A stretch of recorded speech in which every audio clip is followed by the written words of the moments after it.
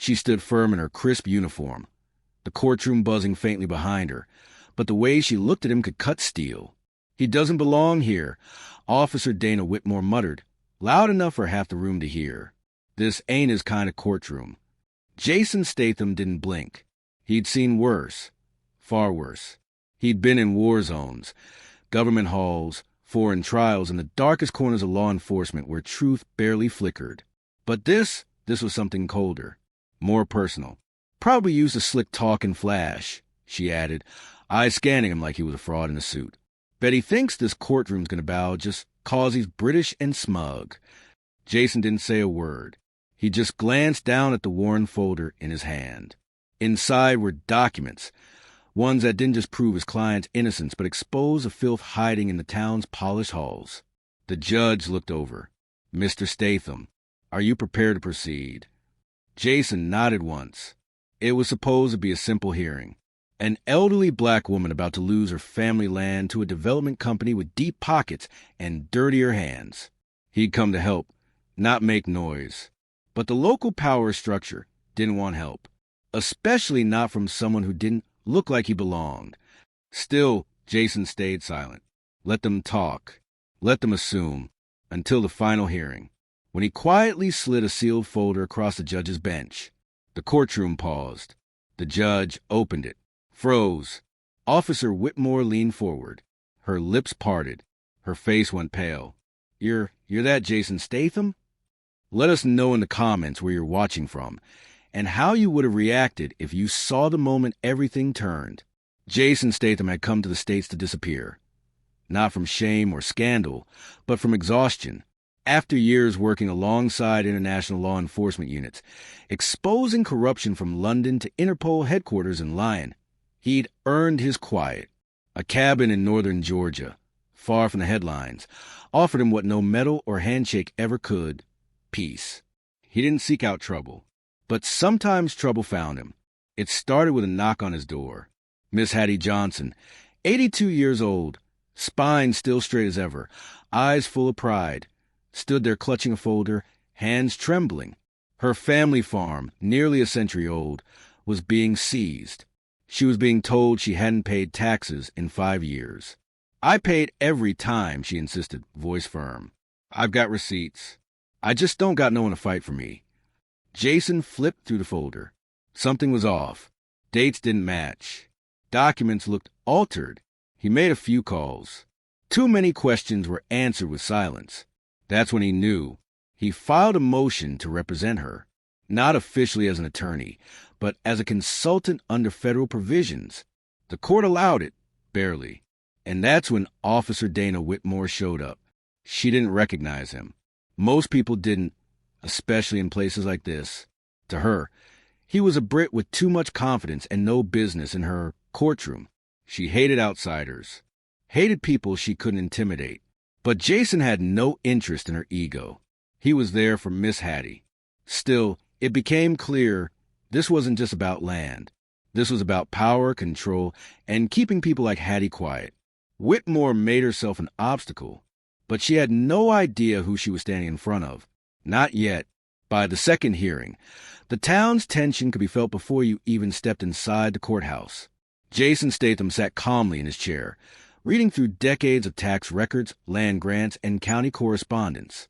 Each page told a story: one of quiet theft, concealed fraud, and systemic decay. It was clear Miss Hattie had paid everything she owed, but her records had been tampered with. Her name misspelled in one ledger, dates shifted in another. These weren't mistakes. They were manipulations, subtle enough to pass under the radar, but obvious to someone trained to detect patterns of corruption. Jason knew what he was looking at.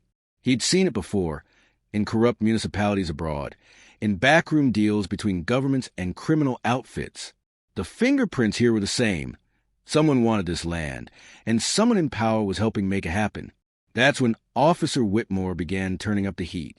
She inserted herself into hearings unnecessarily, always sitting behind the prosecution table, arms folded, eyes drilling into Jason. Every time he presented evidence, she'd scoff. Every time he spoke, she'd interrupt under her breath. "Isn't he charming?" she said once, loud enough for the gallery. All accent, no substance. Jason didn't react, but he noticed the pattern. The judge, a man long rumored to be close with local developers, allowed it. The opposing attorney didn't object. It was a show, and he was meant to lose. He began documenting everything. Not just a case, but Whitmore's behavior, the missing files, the inconsistent court logs. He wasn't just building a defense for Hattie. He was building a case of his own, one he might need if the town turned darker than expected. Because if there's one thing Jason Statham understood, it was that when a place smelled rotten, you didn't walk away. You dug until it collapsed. Jason arrived at court one morning to find the building surrounded by murmurs and side eyes. Someone had started whispering that he wasn't who he claimed to be. The clerk asked for his identification again, though she'd seen it 3 times. The bailiff accidentally knocked his folder off the desk. And Officer Whitmore, her smugness had calcified into open hostility. "Tell me, Statham," she said as he walked past, her voice sweet and razor-sharp. "Is it true you're just an actor?" Thought maybe someone was pulling a prank. Jason stopped but didn't respond. She leaned in. What kind of man comes to a place like this, fights for people like her? She glanced toward Hattie, who sat quietly with her Bible in her lap. "You ain't from around here. Maybe that's the problem." The words weren't just cruel. They were meant to isolate, to sow doubt. Jason turned his head slowly. "Maybe the real problem," he said quietly, "is that you've forgotten what a badge is supposed to mean." Whitmore's jaw locked. She didn't respond, but the line had been crossed. That afternoon, Jason received an anonymous envelope tucked under his windshield wiper. Inside were photos, cropped shots of him entering Hattie's house, printed to look suspicious. A note read, "We see you." He filed it away. Another tactic. They wanted fear, wanted him to walk. But Jason wasn't wired like that. Instead, he dug deeper. He traced financial records linked to the developer behind the land deal. He uncovered connections to campaign donations, including one made in Officer Whitmore's name. Suddenly, this wasn't just about one racist cop. This was a web, and she was just the tip. Jason's silence was a retreat. It was the sound of a storm gathering before the break, and it was about to rain truth. Jason sat alone in the county library late one evening, fluorescent lights buzzing above him. The documents spread before him weren't just ink and paper anymore. They were pieces of people, of lives torn, voices silenced, dignity stolen. He wasn't angry, not in the way Whitmore expected. He was disappointed in the system that let this happen, in the way a town could dress up its corruption in court protocol and Southern politeness, in how easy it was for men in power to look away, while good people like Miss Hattie were ground down by the weight of bureaucracy and buried racism. Jason had known this fight before, but this one was quieter, more personal. And for the first time in a long time, it wasn't about his record or his mission. It was about a woman who reminded him of his own mother, the one who raised him to speak less and listen more, who believed in decency over dominance, who taught him that you fight not because you want to, but because someone has to. Jason ran his hand across the table, exhaled slowly, then picked up the final document. It was the last piece he needed, a signed memo linking the land seizure to a personal investment made by the same developer who donated to Whitmore's Community Security Fund. The pieces snapped together like clockwork. Still, the courtroom was her territory, and he was the outsider. He knew the final hearing would be a gauntlet. But Jason Statham didn't fear confrontation. He prepared for it, quietly, thoroughly, because when it was time to speak, he wouldn't just prove them wrong. He would bury the lie they'd built this whole scheme on. And Whitmore, she'd see exactly who she'd been messing with. The morning of the final hearing arrived under a gray Georgia sky. Rain whispered against the windows as Jason entered the courthouse, shoulders squared, expression unreadable. Miss Hattie sat beside him, dressed in Sunday blue, her hands folded neatly. "You don't have to do this for me," she whispered. Jason looked at her gently. "I'm not doing it for you," he replied. "I'm doing it because it's right." Inside, the courtroom buzzed with anticipation. Locals filled the benches, some curious, others cautious. Officer Whitmore leaned against the back wall, arms crossed, her smirk intact. But the tide began to shift. Jason opened his folder and methodically walked the court through a timeline. Dates, discrepancies, forgeries. Each slide was met with murmurs. The opposing counsel began to sweat. Even the judge's gavel started trembling on the bench. Then Jason pulled out a second folder. This one contained financial disclosures, subpoenaed through a quiet federal request. It showed the developer's direct payment to the judge's election fund. Then a wire transfer, $10,000, marked consulting fee, deposited in a community fund run by Officer Whitmore. Silence fell. Whitmore stood abruptly. That's fake. He's lying. Jason didn't raise his voice. He simply handed a notarized affidavit to the clerk. The seal was federal. The witness? A former DOJ colleague. It wasn't just persuasive. It was devastating. The judge recessed the court. Jason stepped outside into the drizzle, letting the rain wash away the weight. For a brief moment, there was peace. A woman who had nearly lost everything now stood a chance. Jason knew it wasn't over. Not yet. But something had broken open. Whitmore hadn't just lost the narrative. She'd lost control. And for the first time, she realized Jason Statham wasn't the man she thought he was. He was far more dangerous. The courthouse reopened that afternoon, but the atmosphere had changed. There was no laughter from the gallery, no smug looks from the bailiffs. Everyone had seen the documents. Everyone knew. But Whitmore wasn't finished. She returned with sudden motion, filed to dismiss Jason from the case on the grounds of impersonation. He's an actor, she declared, holding up a printed IMDb profile. He's not licensed here. He's pretending. A ripple moved through the crowd. For a moment, people wondered, was it all just a show? Jason stood, calm, measured. Your Honor, he said, I'm not representing anyone in a legal capacity. I'm a court-appointed advocate under Federal Statute 28-1346, certified to assist on behalf of individuals in land disputes where misconduct is suspected. He turned to the judge. My credentials were approved by the Justice Department prior to this hearing. You received them. You signed them. The judge hesitated, then nodded. Jason walked to the stand.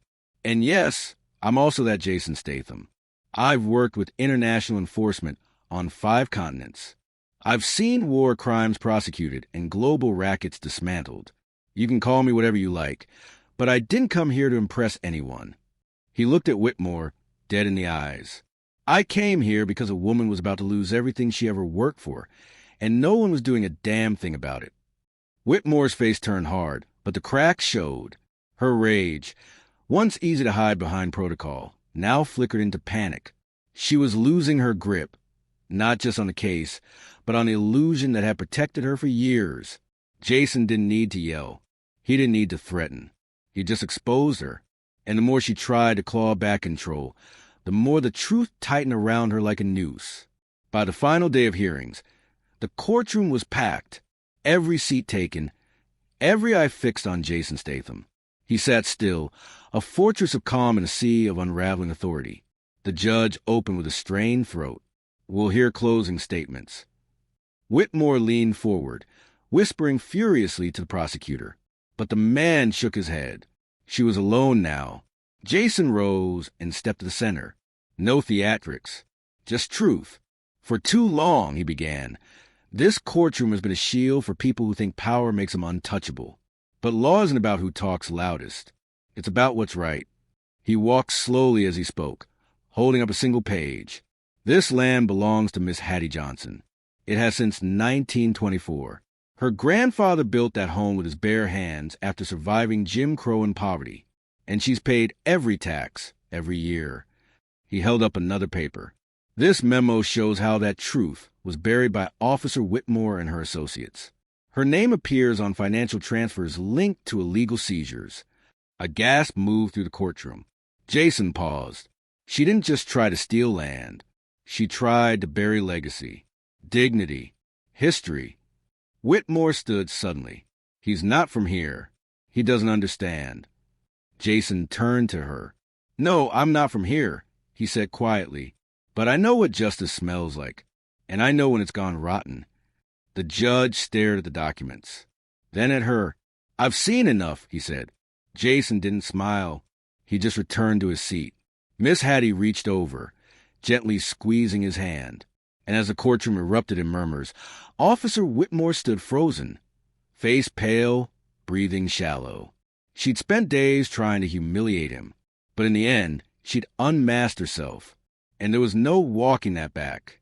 The ruling was swift.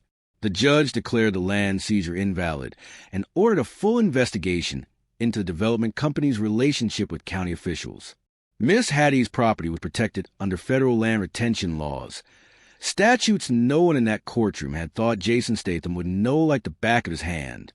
But he didn't just know them. He'd helped write them. As news broke, the courtroom emptied into a silent, rain-slicked street. Reporters waited by the stairs. Jason walked past without a word. He didn't do this for headlines. Whitmore was escorted out under administrative review, her badge stripped on the spot. Her face, once smug and superior, was now hollow, like the ground had vanished beneath her. Inside, Miss Hattie wept, not out of fear, but relief. "Thank you," she whispered. "I prayed for someone to see me." Jason gave her a soft nod. "You've always been seen. Just needed someone loud enough to remind them." Back at his cabin, Jason poured a cup of tea and stared out at the trees. The phone rang. A call from D.C., a friend in justice. They'd seen the footage. "You sure you don't want to come back?" Jason smiled faintly. "No, not yet." There was something to the silence here. A kind of redemption that didn't come with applause. Just knowing you did right when no one else would. For Jason Statham, that was enough. Because in a world built to forget people like Miss Hattie, silence wasn't weakness. It was preparation. And when it broke, when truth came crashing to the courtroom like thunder, no one remembered the lies. Only the man who didn't flinch, and the woman who got to keep her home. In towns like that, stories don't travel fast, but they travel deep. Long after the courthouse lights dimmed and the crowd dispersed, folks whispered about the British man who came in quiet, sat still through every insult, and then changed everything without raising his voice. Jason Statham didn't leave a business card. He didn't give interviews. But his name stayed on their tongues, not as an actor, not as a celebrity, but as a man who saw through the rot and refused to let it stand. The system had almost swallowed Miss Hattie whole, but in the end, it choked on its own corruption. Officer Dana Whitmore lost more than her badge. She lost the myth that it shielded her. The comfort believing her uniform made her untouchable. For years, she'd used her role to bend justice. But in 1 week, Jason unraveled all of it with nothing more than documents, truth, and presence. The lesson? Justice doesn't always wear a robe. Sometimes it wears a second-hand suit, walks in alone, and lets its silence speak. Jason didn't stay in town. He didn't have to. His work there was done, but the ripple remained. People looked differently at the courthouse after that, looked harder at the ones in power. And Miss Hattie? She returned to her land with pride, planted fresh flowers by the porch, sat outside every morning with her coffee, and said, "This is mine." Let that be a reminder. The world doesn't change through shouting. It changes when someone walks in with nothing to prove and everything to protect. Jason Statham never raised his voice. But when the truth hit that courtroom, it echoed like a cannon. Let us know in the comments, what would you have done in Jason's shoes? And tell us where you're watching from.